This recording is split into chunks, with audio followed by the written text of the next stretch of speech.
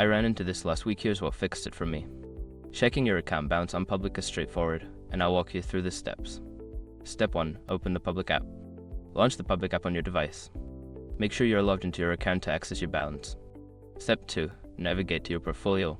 Once you're in the app, tap on the Portfolio tab at the bottom of the screen. This section displays your investments and account balance.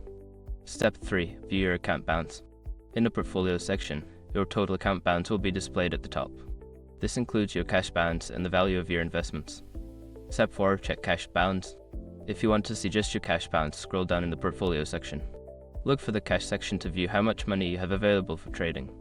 Step 5. Refresh for updates. To ensure you have the most current balance, you can pull down on the screen to refresh the data. This will update your account balance in real time. If you don't see your balance updating, it might be due to a temporary connectivity issue.